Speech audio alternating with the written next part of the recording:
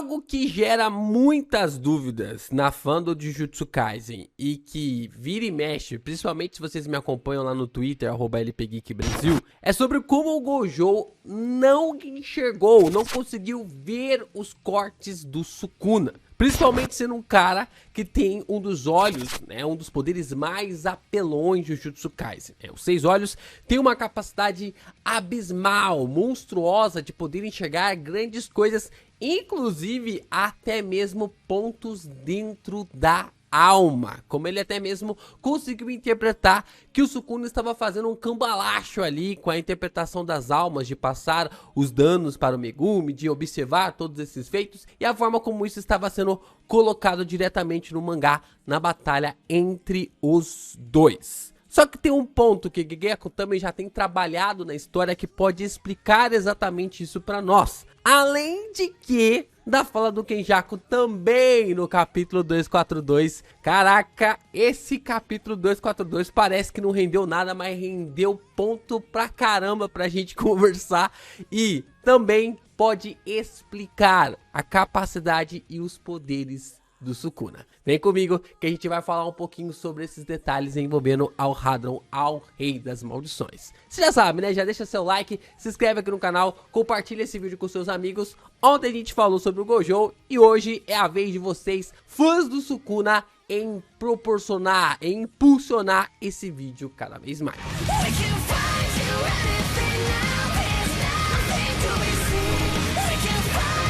Vamos lá, né? Todos nós sabemos, todos que estão acompanhando o mangá de Jujutsu Kaisen sabem que o tema do Sukuna é a culinária. O que consegue fazer ali com que os personagens de Jujutsu Kaisen tenham alguns temas específicos. Alguns são bem minimalistas, né? Que não dá pra ver direito, que você precisa realmente capinar literalmente ou esculpir ali pra você conseguir enxergar qual que é o tema nesse personagem. Só que outros são bem na cara. E o Sukuna é ali muito na cara pra nós de que o tema dele é a culinária. A gente pode observar que as habilidades dele estão ligadas aos cortes, né? Pô, você cozinhar, você precisa cortar, você precisa fazer ali tudo preparativo. Você também precisa do fogo, né? Porque é muito importante pra você poder fazer ali a alimentação, né? Tem alguns alimentos que você não precisa realmente cozinhar, ou assar, ou fritar, mas isso é outra ocasião. Mas o Sukuna tem esse propósito. E é claro que nós também temos ali a característica do personagem de comer, né? Tem ali esse propósito ali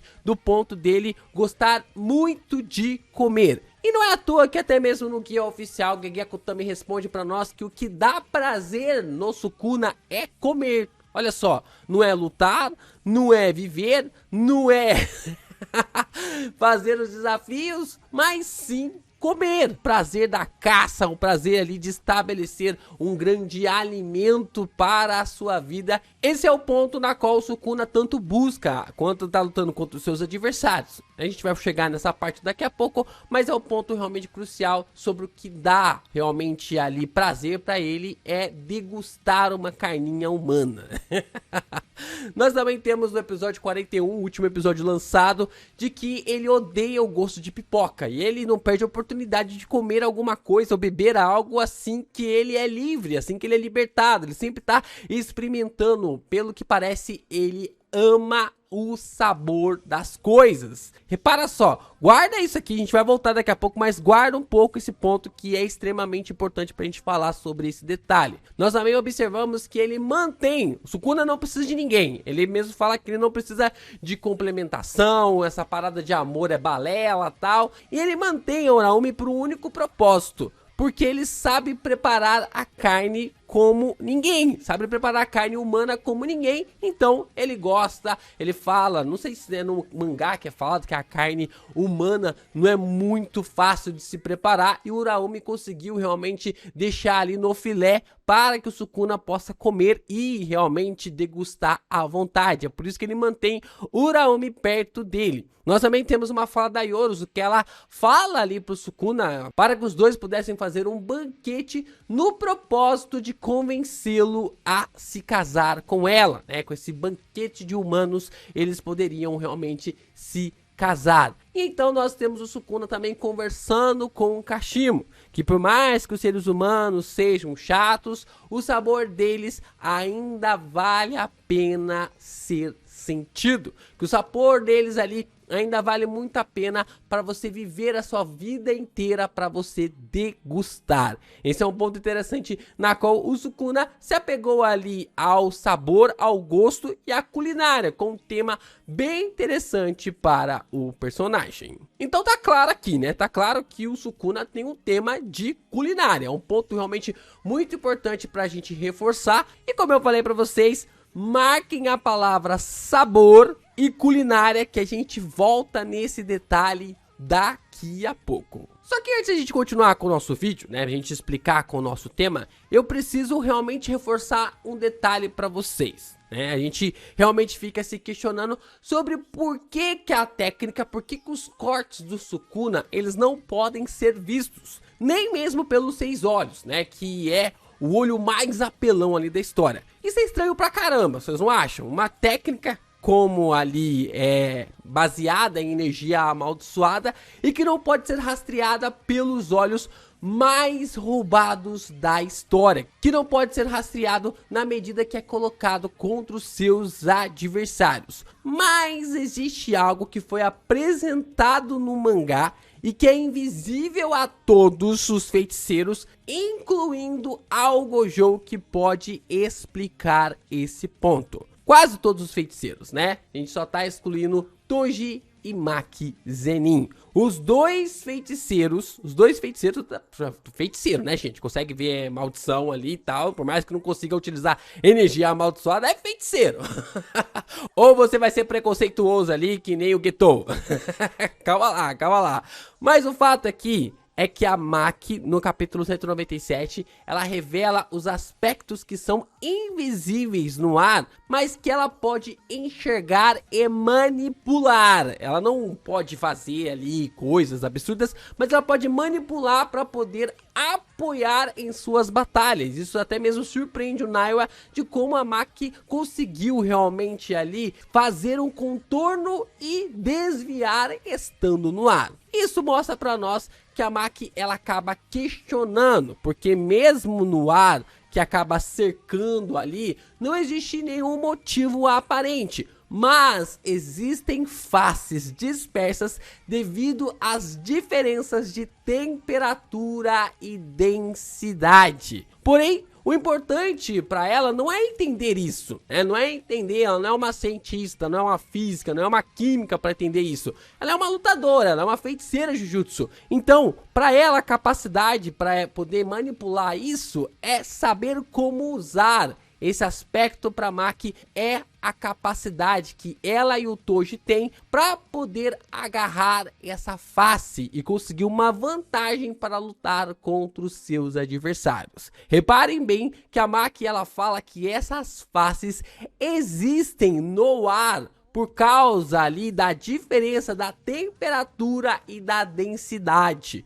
Então, isso é muito importante para algo que a gente vai falar daqui a pouco lá no final, mais ou menos no final do vídeo. E sabe quem consegue utilizar esse aspecto da invisibilidade? Sabe quem pode também conseguir utilizar esse ponto? É o Sukuna. Lá no capítulo 218, quando a gente volta na cena em que ele está lutando contra Yorozu, vemos um painel do rei pulando no ar. A onomatopeia que ele usa aqui, que é colocado, né, do Gege pro Sukuna, mostra que ele está saltando no ar. E a gente vê ali um to, como se ele estivesse realmente saltando, e é o barulho que faz quando você pisa no solo, quando você pisa no chão. Não sei se vai aparecer aqui, qualquer coisa eu faço uma simulação e ponto, né, porque eu tenho que refinar o áudio antes de colocar ele no vídeo, mas quando você bate o pé no chão, né, como se fosse realmente ali fazer a batida, né, no solo, faz esse barulho, né. Então, o que o Sukuna está fazendo é fazer com que o ar se torne chão, da mesma forma como a Maki fez contra o Naoya. Mas, ué, essa não é uma habilidade que somente o Toji e a Maki possuem? Como que o Sukuna pode pular no ar utilizando ali o mesmo aspecto? Ele também é capaz de enxergar as faces que a Maki e o Toji são capazes. Tá, LP, tá. Você tá me dizendo que o Sukuna tem a mesma capacidade que a Maki e o Toji tem? Sim, é exatamente isso que eu tô falando. Exatamente isso que eu estou falando. Ele possivelmente consegue ver através dos seus outros 2 olhos menores em sua face. Lembram da cena que tem sobre a explicação do corpo ali do Sukuna, sobre os 4 braços ali, sobre as 2 bocas do personagem na luta contra o Kashimo? Então, nós não tivemos a explicação sobre os olhos. Todo o corpo do Sukuna, ele serve pra alguma coisa, ele tem uma serventia. É muito legal que o Gege Akutami, ele deu ali uma serventia pra cada posto, pra mostrar realmente que o corpo do personagem, ele é perfeito. Mas por que ele não explicou os olhos? Só tá ali pra enxergar? Só tá ali pra ver? Não, eu não enxergo. Entendeu aí? Eu não enxergo realmente esse paralelo e esse aspecto dessa situação. Por quê? Porque se tivéssemos a explicação sobre seus olhos naquele momento, Gege Akutami entregaria que os cortes do Sukuna são feitos nesses aspectos invisíveis, que somente ele e a Maki hoje podem enxergar, e por isso ninguém pode vê-los. Olha só, se o Gege Akutami fala que o Sukuna também pode enxergar essas faces invisíveis, esses aspectos invisíveis, ele entregaria que os cortes do Sukuna são feitos também nesse aspecto, o que, é claro, entregaria um dos maiores plots da história. E um detalhe muito importante sobre o final da luta do Gojo contra o Sukuna é que até agora não vimos quase nada da Maki ou até mesmo a reação da personagem depois que o corte foi colocado contra o Gojo. Isso é muito importante porque talvez a Maki seja a única que tenha visto o corte vindo na direção do professor. Como ela conseguia, ou como ela consegue ver esses aspectos, talvez ela seja a única que viu o corte vindo pra cima ali do professor, mas não tinha o que ela fazer, não tinha como ela falar alguma coisa nessa situação. Então é por isso que ter colocado ela em off, coloca ainda mais segredos e mistérios sobre essa parte oculta, sobre esse aspecto invisível. Assim, o corpo do Sukuna atingiria o acúmulo de perfeição. 4 braços capazes de usar selos e ao mesmo tempo usar ferramentas amaldiçoadas para fortalecer ali as habilidades e os poderes relacionados à energia amaldiçoada. Nós temos 2 bocas para conseguir recitar encantamentos sem causar um cansaço gigantesco e 4 olhos para enxergar esse mundo invisível sem a necessidade de nascer com a restrição celestial. O poder do Sukuna só lhe dá vantagem, ele absorve a vantagem, né? Acaba absorvendo as vantagens dos demais corpos e retira as desvantagens. Ele pega a capacidade, a vantagem ali que a galera que tem restrição celestial de enxergar esse aspecto, mas ele ainda permanece com a energia amaldiçoada. Sukuna é roubado demais. Mas, como eu falei pra vocês, o melhor começa agora, meus amigos. Lembra que eu falei pra vocês guardarem o tema culinária sobre o Sukuna? Então, nós vamos muito mais a fundo nessa situação. Ou pelo menos a -6, -9, -12, -15, eu não sei a dimensão ali, mas a gente vai bem a fundo mesmo. Antes de tudo, eu queria que vocês assistissem muito meu vídeo que eu postei ontem aqui sobre o branco do Gojo, né? Mais respostas, mais relações aqui sobre o personagem.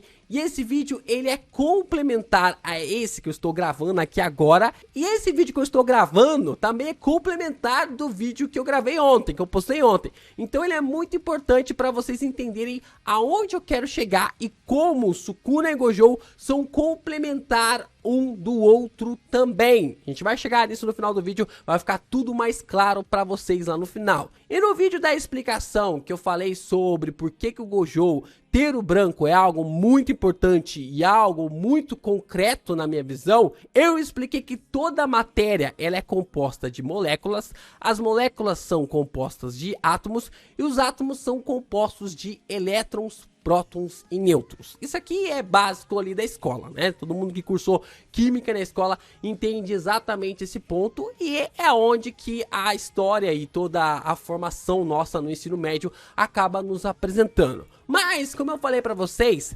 daqui por diante, provavelmente você só vai ver ali numa graduação de Química ou Física, ou no mestrado, né, que você vai ter um pouco mais de profundidade na situação. E é aqui que tanto a habilidade do Gojo e do Sukuna se encontram. Por mais maluco que seja, essas habilidades podem se encontrar. E como eu falei, essas explicações não param por aí. Os prótons e os nêutrons são compostos por quarks, que ao serem fixados pela força nuclear forte, né, uma força que gruda ali, mantém tudo conectado no nosso mundo, né? Assim que formam as moléculas, a matéria e assim por diante. Os quarks que compõem o nosso mundo são conhecidos como up, charm, top e possuem carga de 2/3. Também temos um down, strange e bottom com carga de -1/3. Como falado para vocês no vídeo do branco do Gojo, os quarks recebem cargas de vermelho, azul e verde. Por isso o poder do professor poderia ser baseado nessa ideia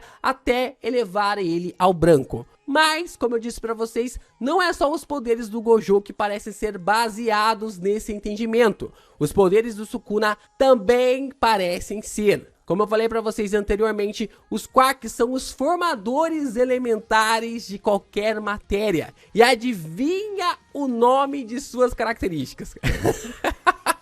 Isso aqui é sacanagem, cara. Isso aqui é sacanagem. O nome das características dos quarks é sabor. Sabor, meus amigos. O nome das características dos quarks é sabor. Mano, que loucura. E olha só, e não para ainda, não para. Porque toda essa junção entre vermelho, azul e verde nos quarks e a manifestação das características que os quarks possuem através ali, na qual a gente chama de sabor, é a resposta do Kenjaku no capítulo 242. No questionamento ali para o cara sobre o feiticeiro, sobre a mãe do Itadori, na qual ele responde o Hadron. O Hadron é a resposta de toda essa conexão na qual a gente fala na formação de tudo, na formação dos prótons, dos nêutrons, dos elétrons, na conexão ali da matéria, das moléculas, de tudo. Essa é a base de um ponto, como todas as habilidades, tanto a habilidade do Sukuna e também do Gojo, podem vir do mesmo lugar, mas de formações diferentes. E assim, eu só consigo pensar que o poder do Sukuna seja a capacidade de acabar com os quarks da onde ele corta, simplesmente eliminando a existência do seu alvo. Se os quarks são aquilo que forma a matéria, que forma realmente essa capacidade, é aquilo que é o sabor das coisas, a gente pode observar que o Sukuna pode ter a capacidade de eliminar esse tipo de situação. Então, se a gente voltar lá na fala da Maki no capítulo 197, ela diz que existem faces dispersas devido às diferenças de temperatura e densidade. O ar é formado por matéria, o espaço é formado por matéria também. Então, até mesmo a manipulação do espaço do professor estaria sujeito a isso, já que tudo na Terra é formado por matéria. Se o poder do Sukuna for a manipulação dos quarks no sentido de eliminá-los, a matéria no lugar desaparece como um corte. Se o Sukuna tem a capacidade de visualizar aquilo que é invisível, se ele consegue ver aquilo que não pode ser visto e consegue eliminar aquilo que formaria a matéria, isso pode explicar por que o seu poder é tão apelão e por que ele consegue cortar até mesmo o espaço. E isso, é claro, conectaria ainda mais ao tema de culinária do personagem, já que, como falado aqui, o sabor seria a classificação para a manipulação dos quarks, algo que é invisível para todo mundo, mas que está em todos os lugares. Aqueles que conseguem enxergá-los podem fazê-los até de chão. Então, para ficar claro, tanto o Sukuna e a Maki podem ter a capacidade de manipular os quarks de tudo, inclusive usá-los como bem quiser, transformando-os em parede para apoiar, chão para pisar, para desviar, uma capacidade que está acima de qualquer feiticeiro normal. Mas o Sukuna vai além. Ao aprimorar seu corpo para enxergar isso e tendo energia amaldiçoada, ele formou sua técnica para que ela se tornasse invisível para todos. ao eliminar os quarks da matéria. O que para nós se assemelha apenas a um simples corte, para o Rei das Maldições é a desintegração daquilo que molda o mundo que conhecemos. E o mais interessante é que isso conectaria ainda mais a técnica do Gojo com o Sukuna. E porque o Kenjaku sabia de prontidão a resposta da grande questão falada ali pelo apresentador, questionada ali pelo apresentador em uma das barreiras do Takaba. Kenjaku teria estudado e muito esse conceito para saber como as habilidades do Sukuna e do Gojo funcionam. E eu vou além aqui.